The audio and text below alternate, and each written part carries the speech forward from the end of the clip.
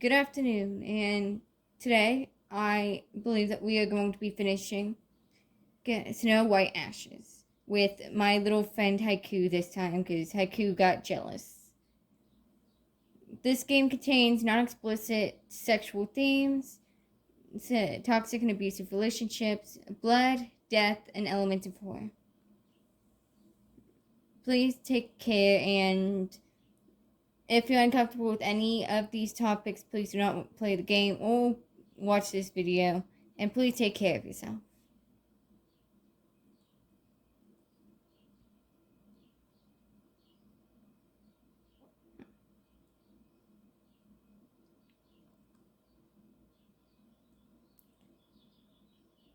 Oh yeah, I'll also show you a picture of Haiku inside of this video as well. It should go a lot better than the Yuki incident due to her being more chilled out. She also enjoys just sitting on my lap, so honestly that works out well. He was mine. He belonged to me. Why couldn't he remain mine? Why did I have to let him go? Why did I have to go back to being alone? He could not offer the words to comfort me because he did not know the depths of my anguish. Nor did seeing the pain mirrored in his own expression bring me satisfaction. Sorry, I forgot that I turned it all the way down. So if you see a volume bar, it's because I forgot to bring it up after the last bit.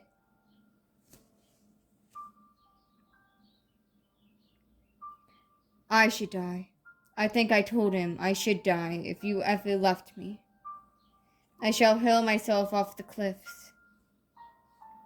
That is when he held me so tightly, I thought I would burst. I beg of you, don't speak such words to me. If you die, I shall follow. If I lose you, I lose everything I have. Whatever harm may befall me, I can endure. But to see you or a child hurt, my soul could not bear it. What a fool I'd become, I realized. Foolish and jealous and flawed, almost as if I really were human. I was so tired then. I should have apologized, but I simply collapsed onto the floor and cried. Then I promised him I would not speak these words again. He kissed my brow and stroked my hair. Then he swore to me in turn. I love you. I love you so much, Catherine. I'll always love you. I'll never leave your side. Not until the day I die. That's enough talk of dying today, I said, my throat dry. I've made you late. Be on your way. He sweeps me back and kisses me until I am out of breath, before he does. You seem happy and interested. Later that day, as I wait for his return, the sheep in their pen, our son dozing in my lap. Supper growing cold in the pot, do I realize the gravity of what he'd said. If you die, I shall follow. If I lose you, I lose everything I have. I didn't know whether to be happy or afraid. I knew I would soon have to die. Would have to leave this place. But did I have to leave him behind? Did you truly mean your words? No, don't go chase it. It's an outside animal. You're an inside animal. You don't need it. His steps are so quiet. I don't hear him come up from the path until he swings open the gate. I rush to meet him by the door. The devastation on his face stops me dead in my tracks.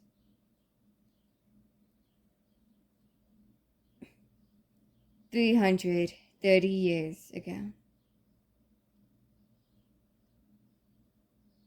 The boy's cough had turned to something much, much worse.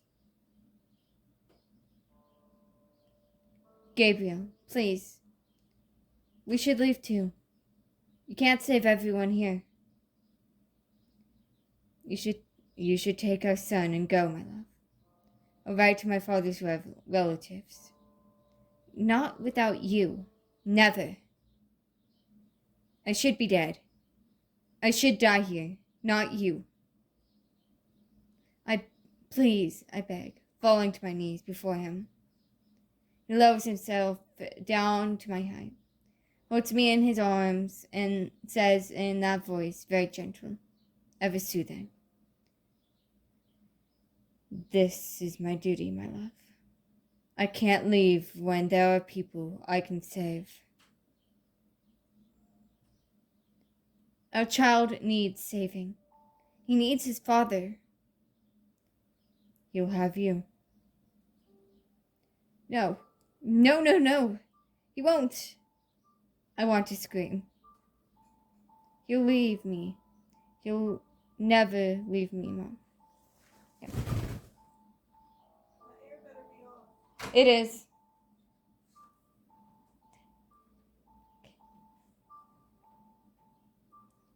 He'll leave me. He'll never leave me, Mom. Again, if you'd find out what I am. Why are you so willing to give your life for the sick and helpless? Why won't you live for me? You said you never would. You said you would never leave me. God. Oh, this is definitely deep.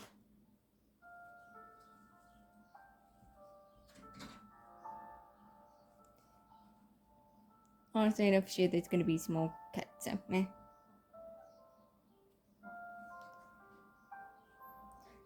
Catherine, please.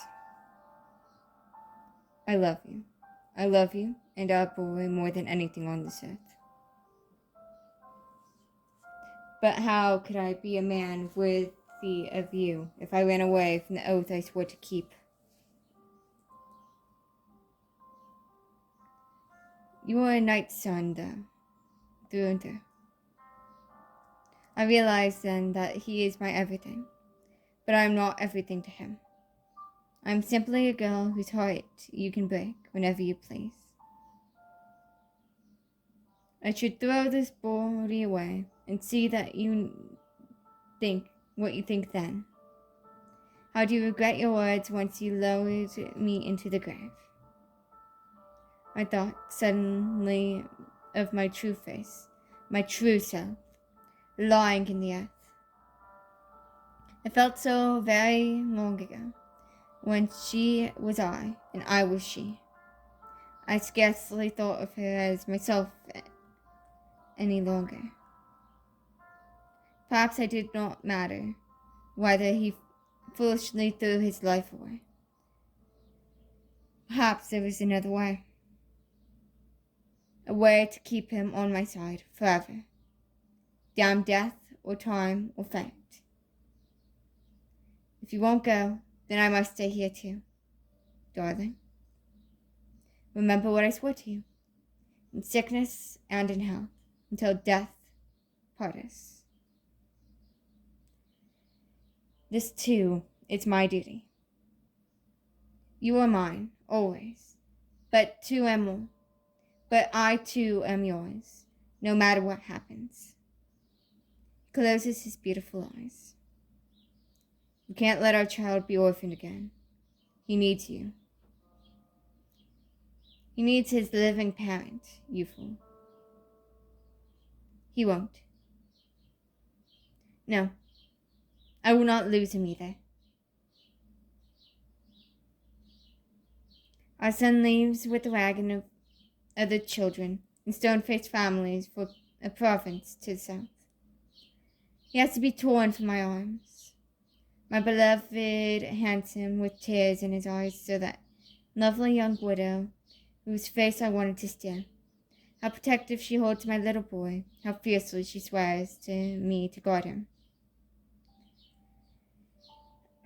How brave and noble she looks, carrying another child to safety, even as she mourns a family of her own. I should hate her even more, but my heart is too full of misery and helplessness for more bitter resentment. He's so small and frail. What will he do when he wakes in the arms of a stranger, with neither of us by his side to hold him, swing it to him, sing to him, soothe him? Will he remember me? Will he think I abandoned him? Will he hate me for it? As long as you survive, as long as you grow up healthy in hell, you can despise me all you wish. When you are grown, I will find you again, my love, my lamb. I did not birth you. I feasted on your skin, your kin. But I am, and always will be, your mother. Late in the night, my beloved pores over books, texts, treaties, searchings for anything at all that might offer a cure.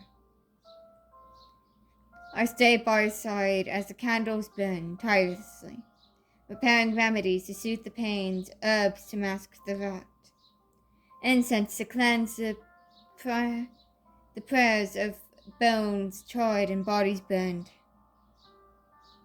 Gabriel, please. You will be of help to no one if you collapse.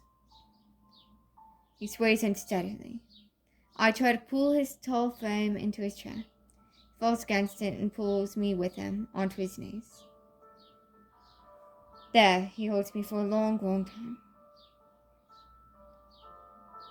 You are always right, my love. I only rest his head back in his seat. Within seconds, is sound asleep. Unable to move him, I bring a blanket of heavy wool, cover him as best as I can. I lay down alone in our bed that night. It had always felt so narrow, but now it is impossibly vast and empty without him. The rot has crept up his arm. It eats at his right hand, covering his fingers in dark and foul splotches. His face contorts in pain when I change his bandages. It's no good. It's better I lose his arm than try to save it. My handwriting was hardly legible anyways. He tries to laugh through gritted teeth. How can you smile at a time like this? We unearthed his father's sword from the chest beneath our bed. Its steel blade still glistens. I had always wondered why he maintained it, this beautiful, deadly thing forged to kill. Perhaps he knew it would someday have its use.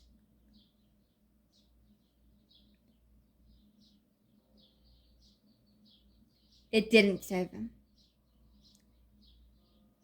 His stump begins to rot as well, and soon the rest of his body follows. His vision goes first. His right eye becomes filmy and swollen. He coughs and he coughs and he coughs and he coughs, iron and phlegm escaping his pale lips. I have not had human blood in so very long. The healthy had fled, the sick tastes of bitter ash.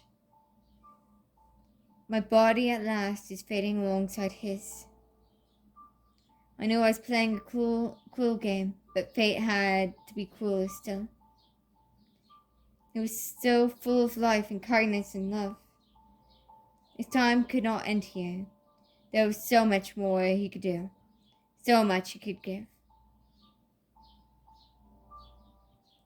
These were the reasons I gave myself afterward. A list of causes noble and benevolent.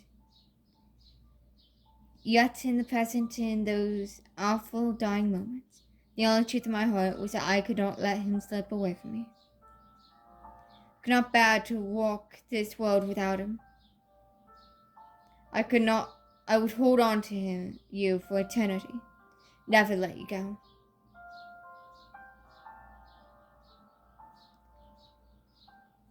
He lies unmoving on the straw mat, barely recognizable as a human beneath his bandages.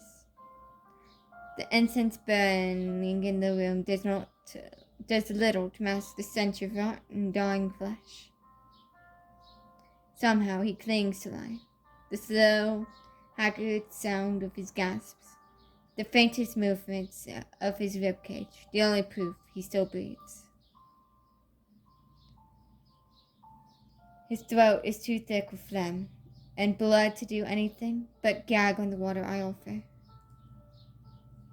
His remaining eye, once bright as spring, stares out hazy and unfocused, unable to meet mine. But I know he can hear me, since I am by his side. I cradle his bandaged face, sing softly to him as I hold what's left of his remaining hand, and wait for the last breath to leave his lips. Only then do I leave his side and walk with what little strength remains in my borrowed bones, to the place deep in the woods where I buried myself.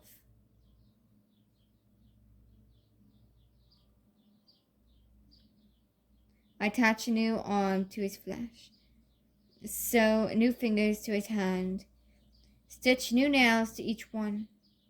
I stitch close his wounds, working as carefully as my impatience allows. My hands were always deft in my borrowed forms, but compared to my own skin, may as well have been a child's clumsy fingers. Such freedom is like stretching my wings after being cocooned. I cannot wait to share this feeling with you, my love. I do the best I can with what I can scavenge, sawing as I work. A habit of being alive. What need did I have to breathe now? Oh, how I wished I could find another eye so green, the color of spring leaves. But this cool one, dark one, will have to do. I cut away his old skin, stretch a new one over his flesh, and stitch him tight until he's perfect, ashen, flawless. Save for the crooked crescent moon I carved into his wrist. From my heart, I give him my lifeblood, my anchor. Into his marbled lips, I pour iron from my discarded body's veins.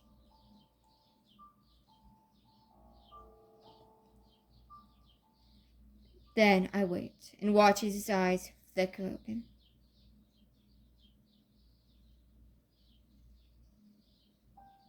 I cradle his head against my chest, my fingers intertwined around his wispy silver locks. Welcome back, my love, I whisper. His body still for a moment, at rest in my arms. His eyes go wide. Suddenly he pushes me back, staring at me in confusion and panic. What happened? Who? My wife, where is she? Darling, it's me, your Catherine. Recognition does not lighten up in his heart. I had thought foolishly that he would know me in any form, but he was only human. He brings his hand before his face, then stops. Slowly, he turns his flawless fingers over, staring at each one.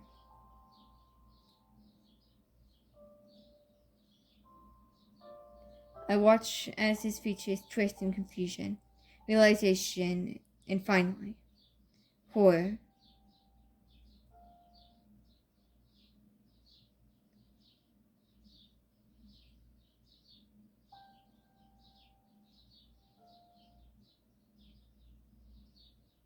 He jerks away from me and climbs to his feet.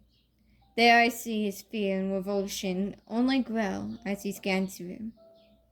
In my haste, I had not cleaned after myself. I watch as his eyes fall on the bodies, the torn flesh and skin and iron and bone. On a skull with long and once lovely red hair is one empty socket gouged out. Then he screams and buries his face in his beautiful hands and screams again.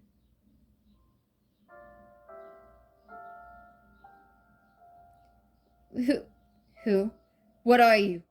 What have you done?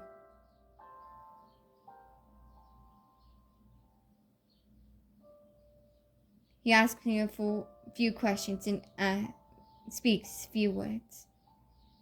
He does nothing but stare. Stare at the charred remains of the prims against the sky, day and night. Stare at his hands, his perfect hands, as if they were ashen claws of a beast. He does not drink unless I force the iron down his lips.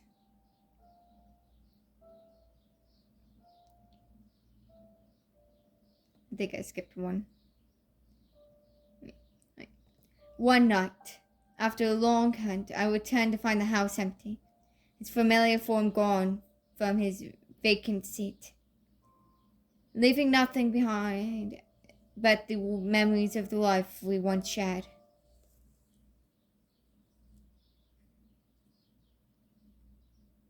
Autumn, 300 years ago.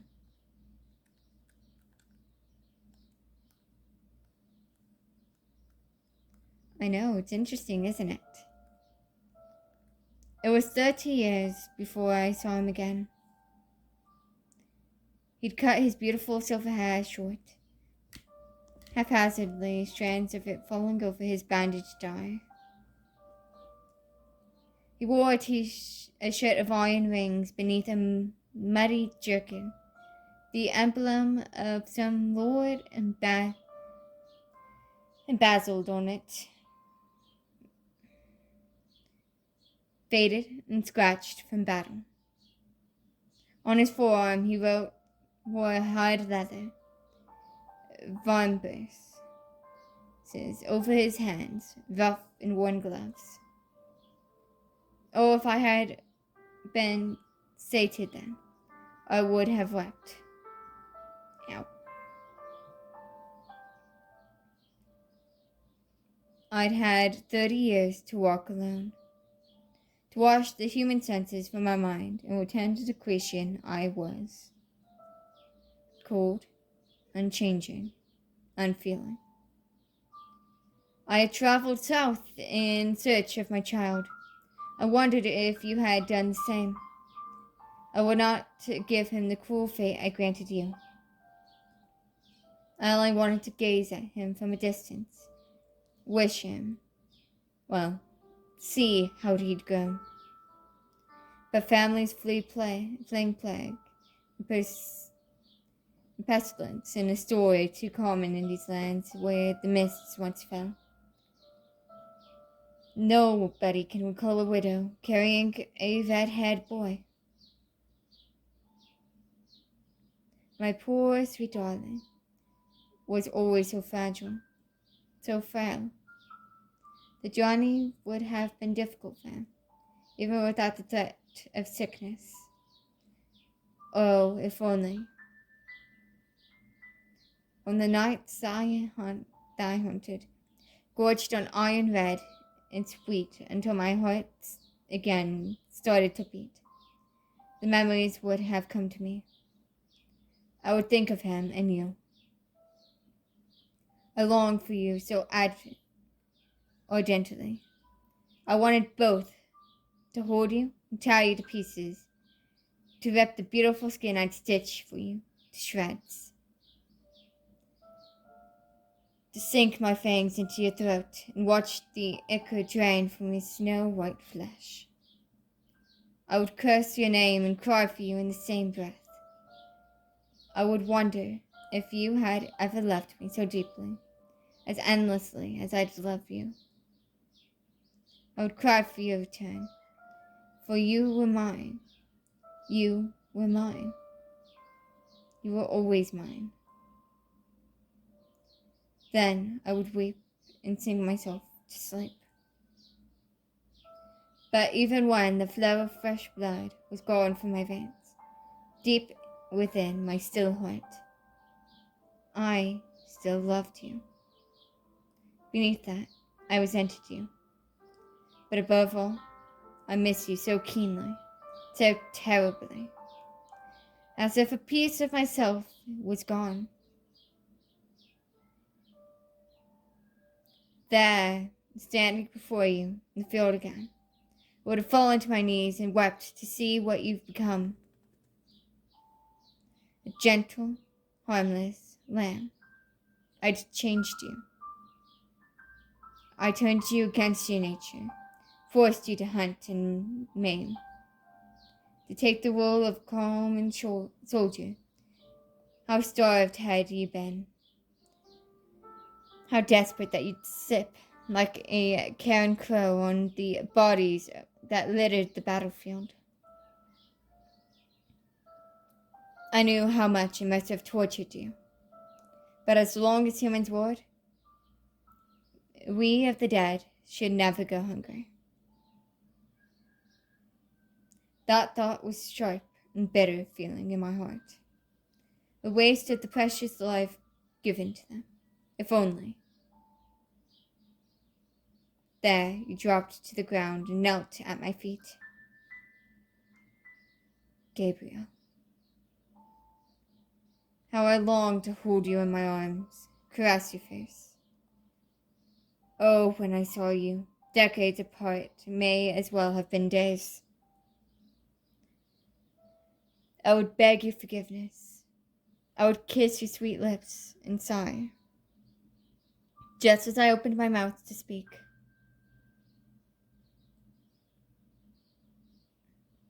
I cannot walk beside you as your husband, my lady, he said. The shepherd I loved died in that village, alongside the man that I was.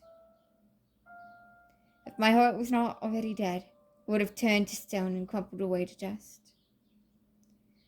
But I cannot walk alone any longer. I can't. I have no path to follow now, but yours. No other purpose to serve than yours. Please, let me devote myself to you. In your voice, I heard a lost lamb begging to be guided. To be left alone no longer. A feeling I knew all too well. Wise Gabriel, I am happy you returned to me. I only ask one thing, he replied, still kneeling. If I ever lose myself, go mad for blood, turn into a monstrous being, you must destroy me. Don't speak such words to me. Promise me. He stared at me with one green eye pleading. Even as my true self, it seemed I could not refuse you after all. Very well, I promise.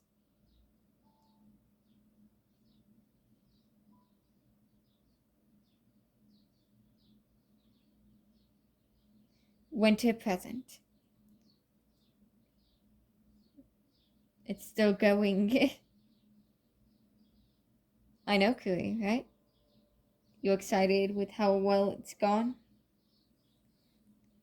It's really cute. I wake up to the sound of a cracking fire, the smoke, savory scent, thick in the air. Sorry, Mason, but you can't be on there. I wake up to the sound of a crackling fire, a smoky, savory scent, thick in the air. I try to stretch my limbs, but hit rough, solid wood. Strange, my side of the bed never reached the wall. The cabin, that night, the woods, the wolves. Him. I sit straight up on the furs. I try to stop the pounding in my chest, a thing that should be so easy, but not when I am half alive in an unfamiliar skin.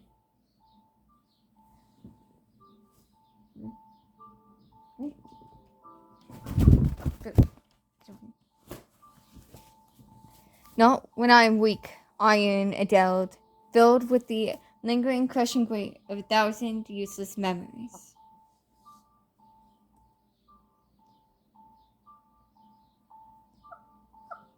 At the other side of the room, he sits on the stool, tending to a large pot over the fire. Steam wafts from it, carrying the scent of boiling roots and herbs, bones and meat. Dry, bloodless meat. I try to calm my nerves. I try to remember what I came here to do. To stop a monster from harming any more innocent souls. And if that monster should be the knight I made a vow to so long ago, to keep that promise. Try to shake off the traces of half-painted, worthless dreams that cloud my resolve. The shadows linger in my heart.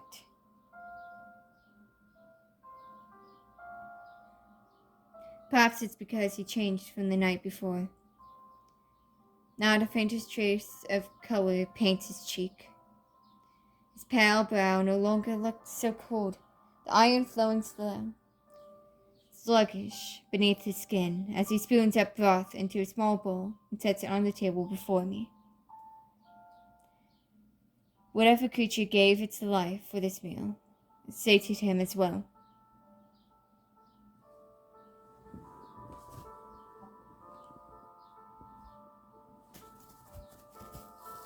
You must be starved in that form, he states plainly. My stomach does rumble at the sound, but I ignore it. I stare at the bowl, then at him. I still my mind and my voice, burying the embers that flickered in my heart like ash. Well, my hunter, what did you find? Prayers burned in the village. Families mourning their daughters, like he said. He sounds so pained, so angered. I could believe his ignorance, his innocence, but doubt still lingers in my mind. Can I believe you? You, who can spin lies into songs that sound sweeter than truth? You can pretend to be all the world, to be the dearest prince, then look at me in revulsion when we are alone. You who swore you would love me for all your days, never leave my side, but now flee from me at every opportunity. Who are you? Perhaps the man I thought I knew died long ago. Perhaps I never knew you at all. I don't know what to be more furious about. That you tried to use yourself as bait, or that you tried to ensnare me. I ignored his remark. Did you find any trace of our killer? Or is he in the room with me? No, not yet. He motions to the bowl. Eat first. It will go cold if you don't. I'm not hungry. Don't lie to me, please. I stare at him, trying to turn my nose from the savory scent. Don't act concerned about me. Will you get on your knees and beg? Celine, how dare you act as if you had any concern for me? You hadn't given me a single kind word in centuries. You barely even look at me. But now, as soon as I wear a dead girl's skin, Celine. For a moment, there was no expression in his beautiful face except fury. But its fire quickly smoldered away, leaving something behind it in its ashes. Something that looked like anguish. Hurt. He walks towards me slowly. He crouches and drops gingerly to his knee. Will this make you happy? He asks softly. No, I don't know. It's the human memories, the iron. I feel as if I'm going mad. You're the defenseless one here. Why do you look so afraid when you look into my eyes? Is this pathetic display of an apology or a ploy to lower my guard?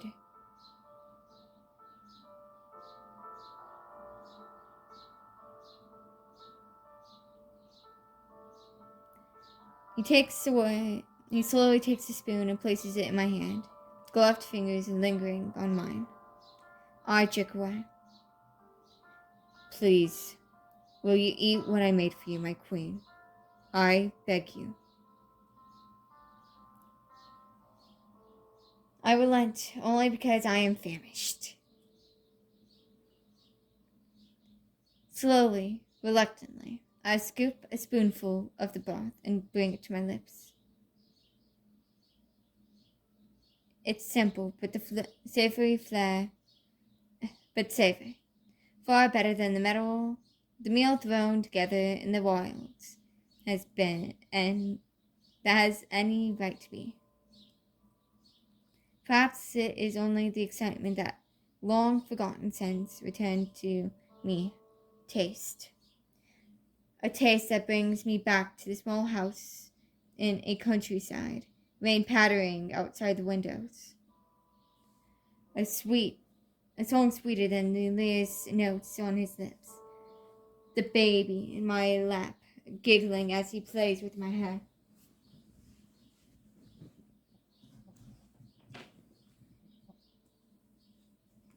I know I'll continue. I just need a moment. I swallow the memory as I bite down on the spoon. It tastes just like how you used to make it. He looks at me with an unreadable expression as I take another spoonful, then another. Why are you still kneeling? Get up. I'm glad you feel like yourself again, he says, rising to his feet.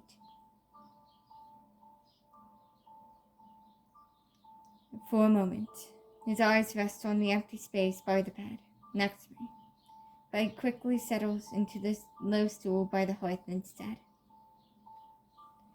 Did you find what you were looking for? What? I know you searched through my things. They are a mess now. They were a mess to begin with. If anything, I left them neater. I stopped myself from continuing this useless conversation any further. No, my hunter. You clean up after yourself well. You seemed so sure that I lured your lost victims. You seemed so sure that I lured your lost victims. But how would the funeral pyres have bodies to burn if I brought them here? Not here, then. Did you attack them in the forest? In their homes? What are you hiding, then? A secret lover? I say the words half as a jest, but don't expect him to react so strongly. No, I never lured anyone to my bed. At least not until last night. When you saw this face. When I knew it was you wearing it. Spirits, is it a crime now to seduce your own wife? Oh. Honestly, that's definitely playing out differently than I expected. What are your thoughts, Kumi? Interesting, and you want me to continue? Alright, yeah, I'll continue. I look down at my hands. Why did that sentence make my skin feel so warm? But I wouldn't have taken it that far. Not with that body. Of course you wouldn't. You never touched me at all. Not since you slipped another ring on my finger did you hold my hand once, without those damned gloves. With the beautiful hands I made for you.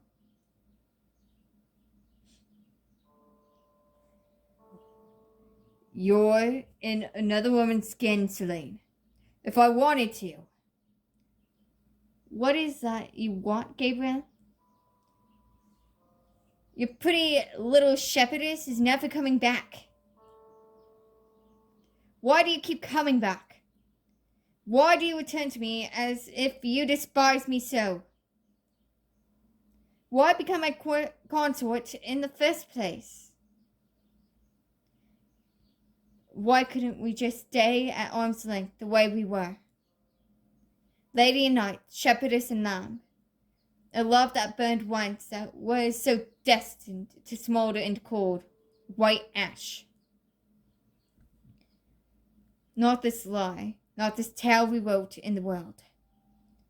Take heed before ye all iron bleed. Take, for the ashen prince will come for thee.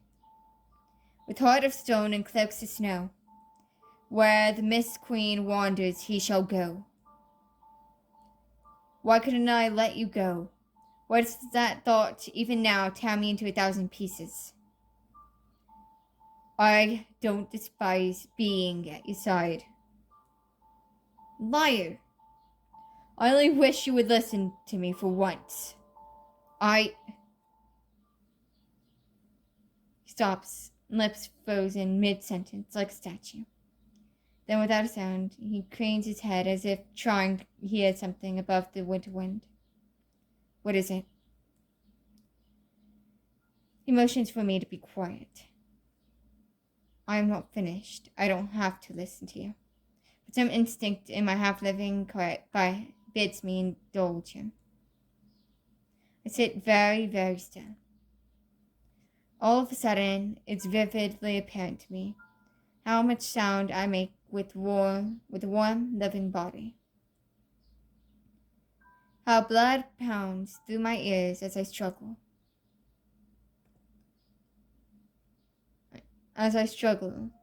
To breathe, as quietly and shallowly as I can. All the while, my hunter sits still as a marble, cold as stone. Then, with the sweep of his cloak, he rises from the stool. I hear it now, too. Footsteps crunch into the snow, drawing nearer. Flicking his head towards the bed, he signals me to hide. I slip myself as best as I can beneath the uncomfortable cramped space as I watch his footsteps approach the door. My heart feels like it's in my throat. My living human instincts scream at me to run. But I do not. I wait. And wait. Until from the other side of the wooden door comes a slow, simple knock.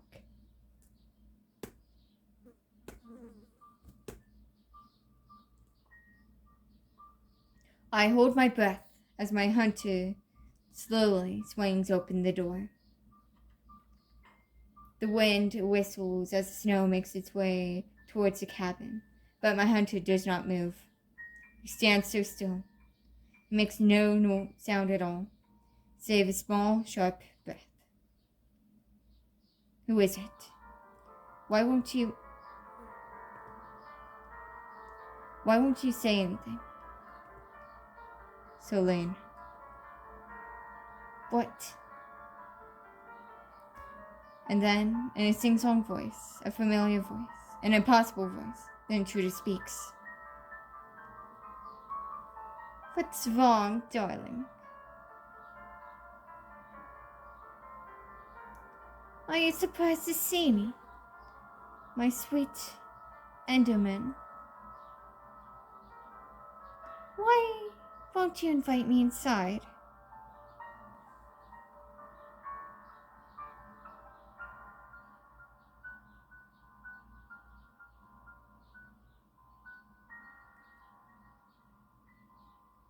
Okay. You know what? That was a really good game. Or at least, good story.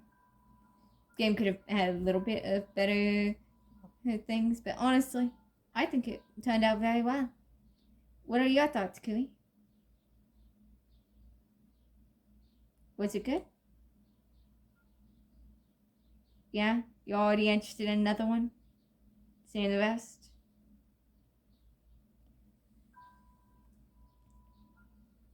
Honestly, I'm glad that you are such a good bird.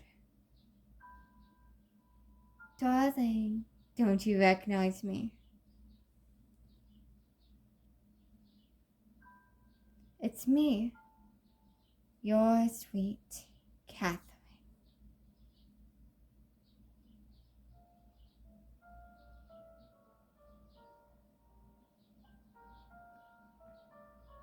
Honestly, this is really good, to be honest. Kui even agrees. I believe that I am going to play this when the full version comes out and go through the other pathways of choices that I didn't make, if they keep all of these choices in. But I do believe that this was a good one from ENDYSIS. Well, ENDYSIS. I hope that you guys enjoyed. There are a few bits I would make better, but to be fair, everyone has their own writing style, and it doesn't fully matter the style used. It just matters if you get your point across. That was Snow White Ashes, and honestly, I'd say that it's almost as good as Gentle Falls. ENDYSIS made a good story and also made some great soundtrack to go with it. I genuinely look forward to seeing what happens next. I hope you enjoyed, and I shall see you in the next one.